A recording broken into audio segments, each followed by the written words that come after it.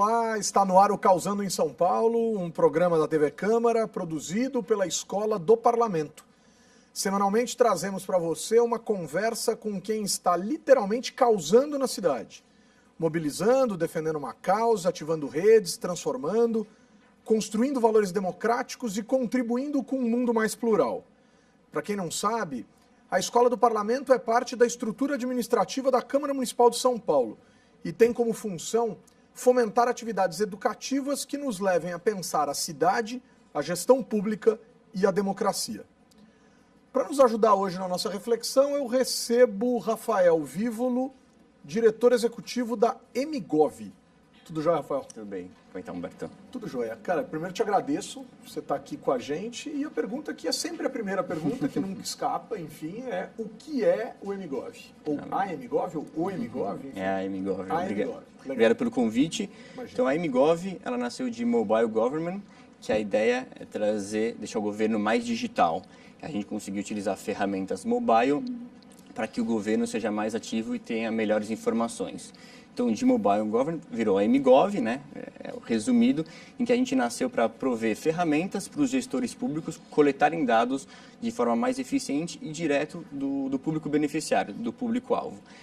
Te dar um exemplo, se você é um bom gestor público, mas eu te dou a informação errada, você não vai tomar boas decisões, não vai poder melhorar aquela política pública. Com a informação correta, você vai tomar melhores decisões e com isso a gente vai melhorar o país. Esse foi o objetivo da MGov do lado do gestor público. Do lado do público beneficiário, a ideia é dar voz para a população. Então, votar a cada 2 ou 4 anos é interessante, é importante, mas e se a gente pudesse estar mais ativo, não só pensar em política na época de eleições? Então, quando esse gestor público se comunica com essa população, ele está expressando a opinião dele e com essas informações o gestor vai poder tomar melhores decisões. Com isso a gente cria um ciclo vicioso positivo para o país. Poxa, bacana. Agora, vamos pensar o seguinte, então. O M de mobile celular, né? Quer dizer, então, a partir do celular, eu, cidadão, recebo uma mensagem enviada, por exemplo, por você, gestor público, me fazendo algum tipo de pergunta sobre uma política pública, algo do tipo se ela está funcionando, ou se eu gostaria de ter alguma coisa nova numa dada política. É por aí que a coisa está sendo desenhada, é isso? Perfeito. E acho que é importante, a gente fala tanto do telefone celular, porque hoje 93% dos domicílios têm o telefone celular, mas metade ainda não tem acesso à internet de qualidade, falando do Brasil como um todo. Então a gente não utiliza aplicativos. A gente utiliza mensagens automáticas de voz, que é uma ligação, que é a voz, e também o SMS. E é exatamente isso. O gestor público manda uma mensagem, ou uma série de mensagens, uma ligação para coletar esses dados e ouvir o que você acha dessa política pública, se você tem alguma sugestão. E com esses dados ele vai poder tomar melhores decisões de como melhorar e ver o que funciona e o que não funciona. O objetivo aí é ver como é que o retorno por real investido pode ser melhor. Ou seja, isso funciona bem para esse público, vamos replicar para outros públicos. Isso não funciona para esse público, como a gente pode melhorar ou talvez até acabar com essa política e reinvestir o dinheiro em uma outra área. Agora, então você tem que ter uma clareza muito grande associada a com que público você está conversando, porque, claro, de repente pode ter algum problema de amostra, você pode estar conversando com um público de uma característica X, que não necessariamente seja a sociedade como um todo, e tomar uma decisão como essa que você observou, quer dizer, vamos acabar com essa política porque esse público, vamos pensar em acabar com essa política porque esse público indicou isso, mas na verdade esse público não seja exatamente um representativo de toda a sociedade, enfim. Como é que vocês conseguem modular isso, Rafael? Perfeito. A gente tem um time e aí a parte de rigor estatístico a gente leva muito a sério. Então, quando a gente vai desenvolver um projeto com um gestor público, todos esses dados são analisados e para levar em conta quantas pessoas a gente precisa conversar, que tipo de perguntas e qual vai ser o tipo de resultado. E aí, a partir disso, a gente tem as metodologias, como muitas vezes fazer com um grupo de tratamento e um grupo de controle, ou seja, um grupo de tratamento é o que está recebendo aquela política pública e um grupo de controle é quem não está recebendo aquela política pública, para conseguir realmente comparar. E aí, nesse caso, é muito importante entender a diferença entre resultado e impacto. Se eu distribuo livros para jovens, para 5 mil jovens, isso é um resultado. Agora, se eles estão realmente aprendendo e estão melhorando as notas na escola, isso é impacto. E aí que a MGov tem um grande diferencial que a gente consegue aplicar metodologias únicas para ver se esse programa está funcionando, está tendo impacto lá na ponta. Agora, a gente costuma dizer em pesquisa que a maneira de formular a pergunta, por exemplo, pode impactar significativamente na resposta. Esse cuidado também, obviamente, existe. Quer dizer, como você consegue estabelecer que primeiro que o seu público-alvo dê atenção merecida à pesquisa, quer dizer, e deve existir um limite máximo de perguntas, deve existir um texto para pergunta. Isso também é uma preocupação de vocês? Perfeito. A gente também faz em conjunto com o gestor público, com o contratante. O limite, quando a gente faz com chamadas automáticas de voz por ligação, são até 14 perguntas. Mais do que isso, realmente, a gente começa a perder o público. Quando é por SMS, são até 3 SMS na sequência com algumas perguntas. E aí é muito importante, qual que é a vantagem dessa metodologia por telefone celular e não uma pergunta ao vivo? Muitas vezes está com perguntas sensíveis sobre renda ou se ele acha que aquela política pública funciona ou não. Quando eu estou ao vivo com você, você pode se sentir acuado e até uma pergunta mais sensível e não responder. Quando a gente está pelo telefone celular, a pesquisa ela é anônima e gratuita, ou seja, a pessoa só tem o telefone celular dela, não está identificada. Então ela se sente muito mais à vontade para dar a real opinião dela, porque ela não vai perder aquele benefício no final. E uma coisa importante, a gente quer exercer essa cidadania, as pessoas darem opinião, mas também a gente coloca em alguns momentos algum tipo de incentivo. Então, além dela dar opinião e responder até o final, se ela for até o final daquela pesquisa, ela pode ganhar crédito no telefone celular, que já está dentro do pacote que o gestor público contratou com a gente. Puxa vida, então, na verdade, você quase que gratifica a pessoa por ela ter participado da pesquisa, e aí a gente poderia dizer tranquilamente, eu não vou nem dizer que é um ganha-ganha, porque obviamente que o gestor ganha ao saber e a pessoa ganha em aprimorar a pesquisa, e a política pública. Mas é um ganha-ganha-ganha, né? Quer dizer, ganha o gestor, ganha o cidadão e ganha o indivíduo consumidor, né? É isso? É perfeito, porque todo mundo está, assim, a rotina é muito corrida.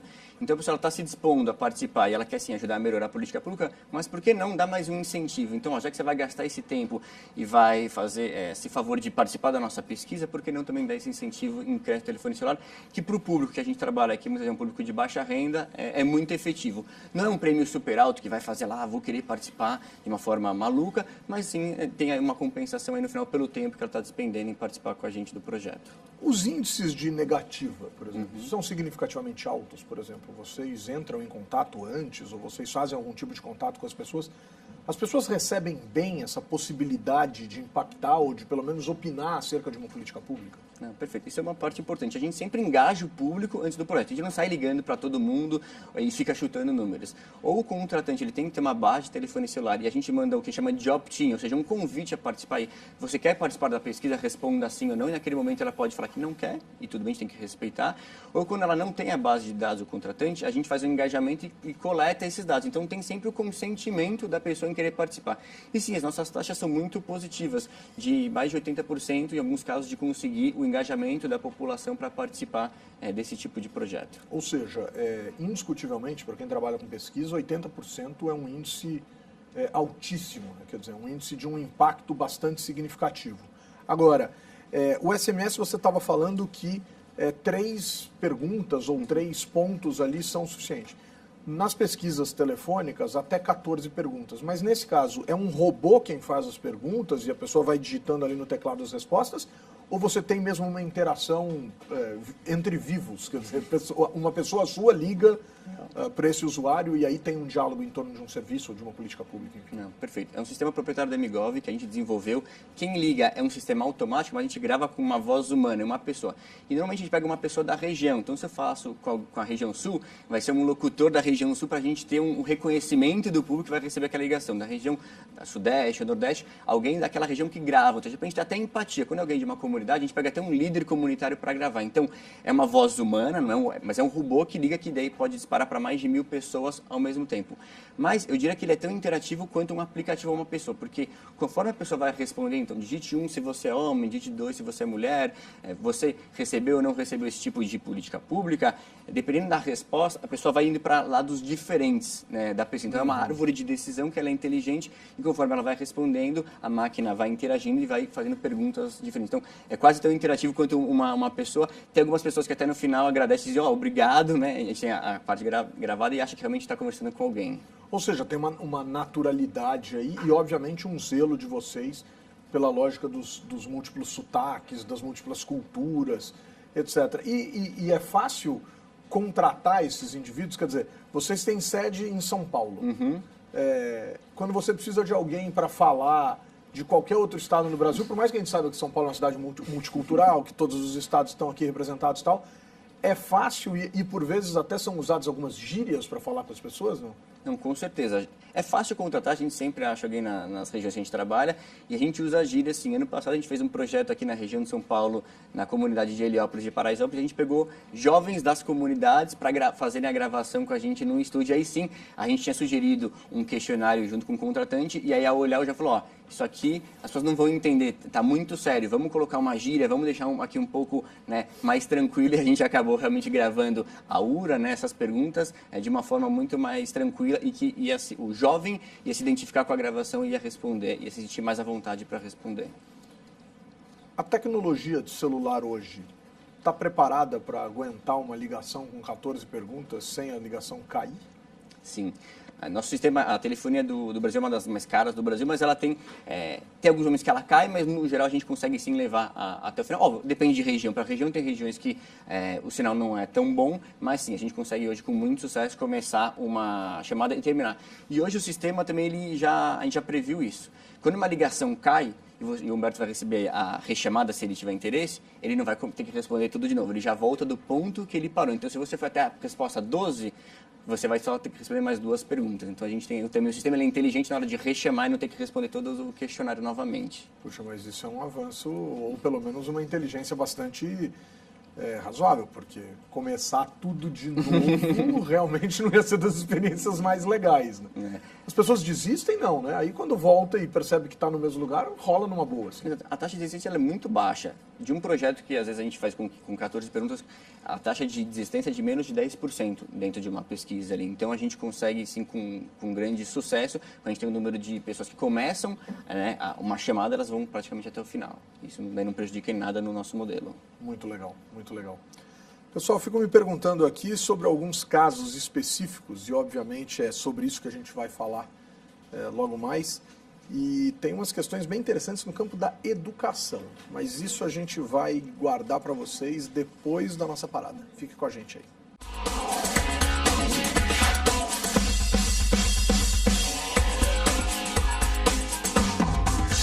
Causando em São Paulo está de volta, hoje recebendo Rafael Vívolo, da MGov Brasil. E a gente estava exatamente falando de alguns das características desse projeto, desse trabalho tão interessante, e agora a gente quer entender um pouco mais a questão prática, quer dizer, a gente falou de como ele funciona, né, Rafael? Uhum. E agora eu queria entender pelo lado do gestor, que tipo de resultado vocês já colheram, né, que tipo de caso você poderia relatar aqui para a gente de política pública que efetivamente teve, digamos assim, um começo, um meio, um fim relacionado a uma transformação, alguma coisa nesse sentido. Assim.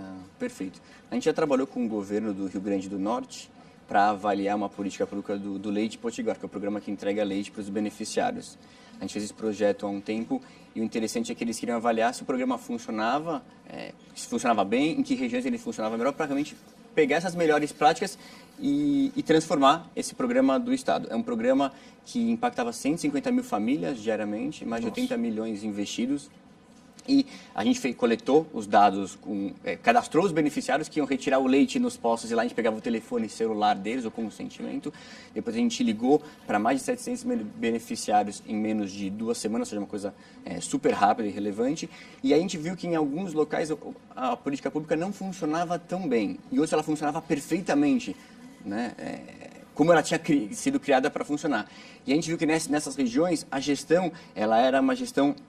ela era mais próxima do cidadão, as pessoas estavam mais próximas. Então, o que a gente fez? A gente entregou um relatório lá para o secretário, explicando, nessas regiões aqui, o programa tem essas e essas características, então você não deve acabar com o programa, ou você não deve manter como ele está. Pegue essas melhores práticas aqui e replique para essas outras cidades do seu estado, que aí você vai ter o resultado que você espera. É nesse sentido, o secretário, em parceria com o pessoal do RN Sustentável, que é um programa lá do estado, passou a redesenhar todo o programa. Então, aí a gente fica muito feliz, porque foi para isso que a MGov nasceu, ou seja, o gestor público não sabia exatamente, porque ele não pode estar na ponta todo dia ali para ver como é que funciona em cada município, contratou a gente para coletar esses dados, teve uma fotografia de como funcionava o programa, onde não funcionava e onde funcionava muito bem, e pôde aí implementar e melhorar essa política pública em todo o estado. Então, de repente, ele podia desistir daquela política ou ia até acabar com ela, não. Ele, com um dado certo na mão, ele pôde melhorar e impactar positivamente 150 mil famílias. A despeito da opinião das pessoas sobre o funcionamento de uma política pública, Vocês têm algum tipo de termômetro de, por exemplo, uma nota que seja dada para a política pública antes e depois, para tentar enxergar se nesse processo houve uma efetiva melhora de avaliação? Porque, por vezes, claro que pode ter havido uma melhora da política, mas o cidadão passa a voltar suas críticas para outras questões e continua dando uma nota baixa, enfim, não sei. Existe algum teste nesse sentido, ou algum desejo de fazer algo nesse sentido? Você me lembrou de um caso muito interessante que a gente fez aqui em Budas Artes, próximo a São Paulo. Eles iam informatizar os postos de saúde.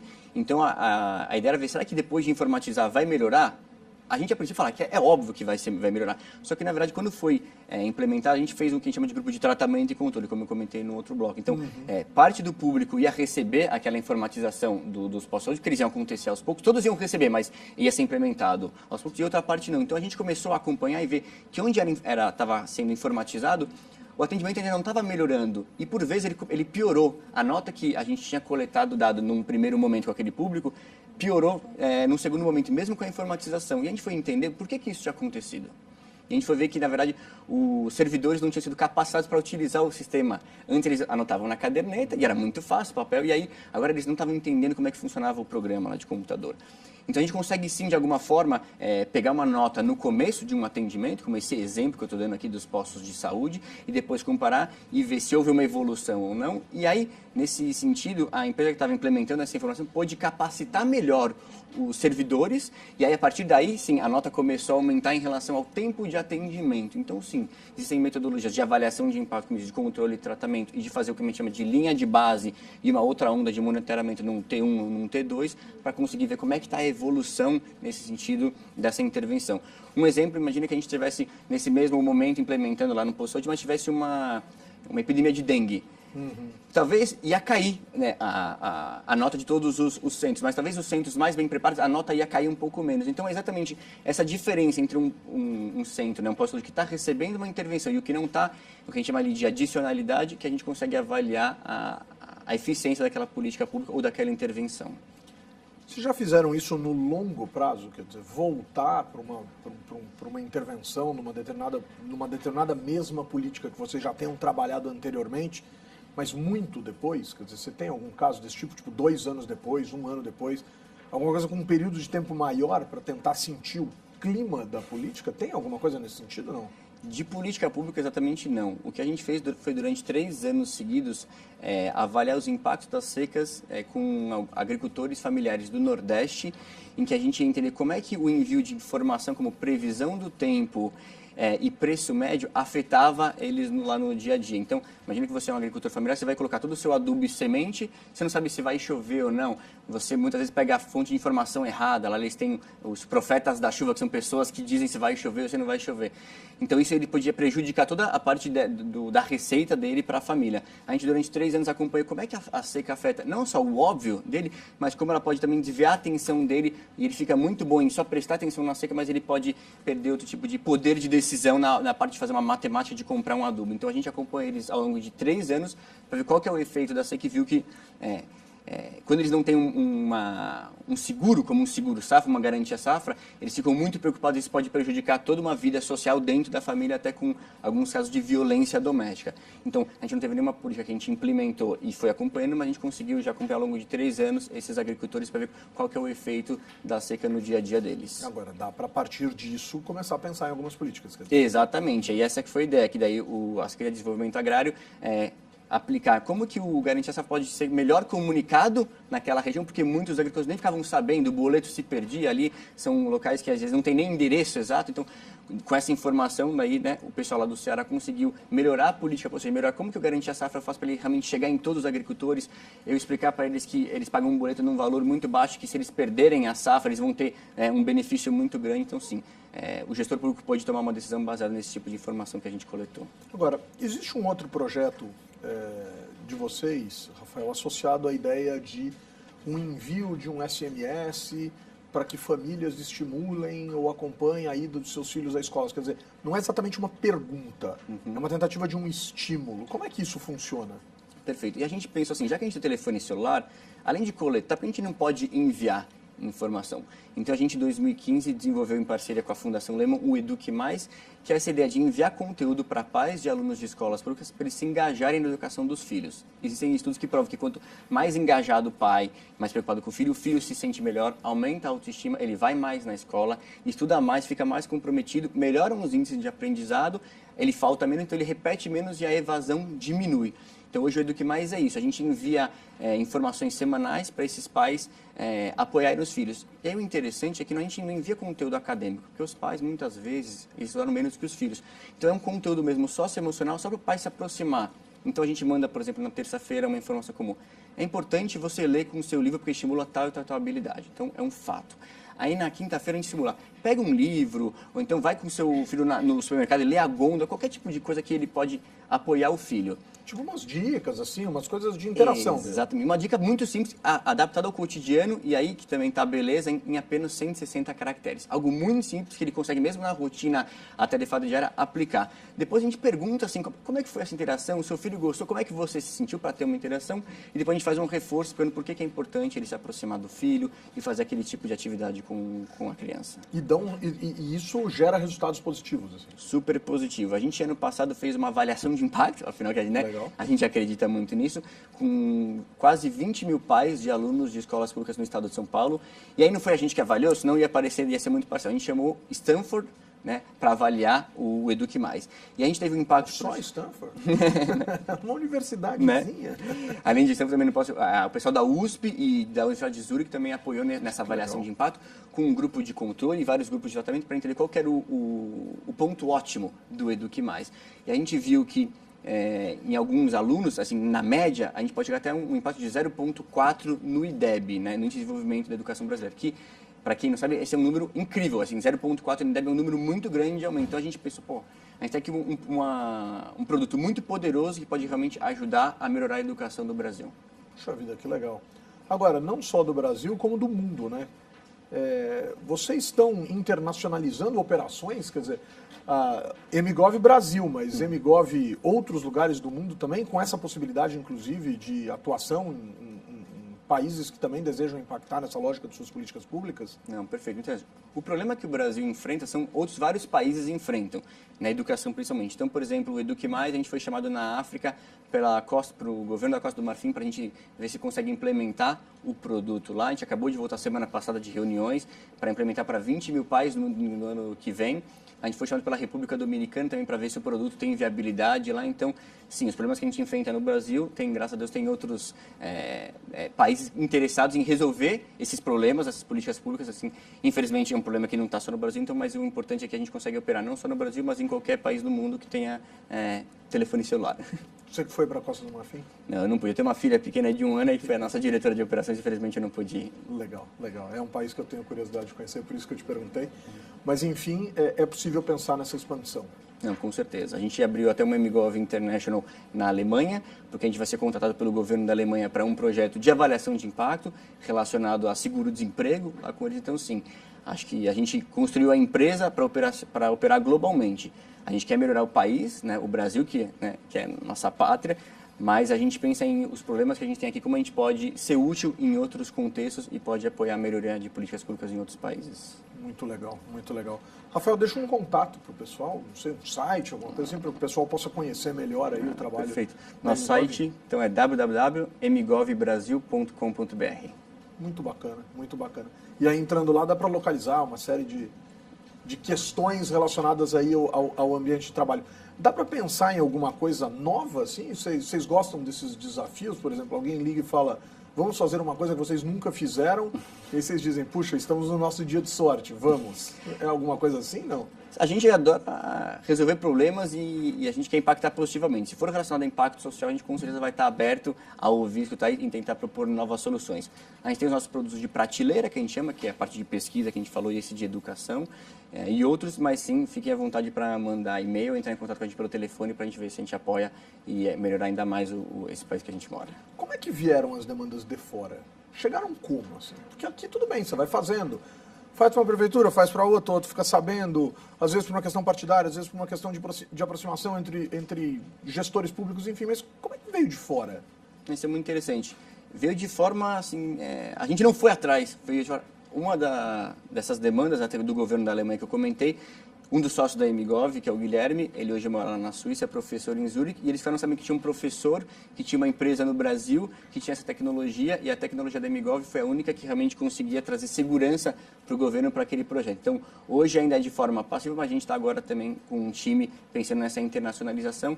Acho que o Brasil está cada vez sendo mais visto como um país que é um celeiro de startups de tecnologia, então está começando, tem outros países e outros gestores olhando para cá, então a gente está sendo cada vez mais visado. Muito legal. Pessoal, os caras literalmente estão causando no mundo.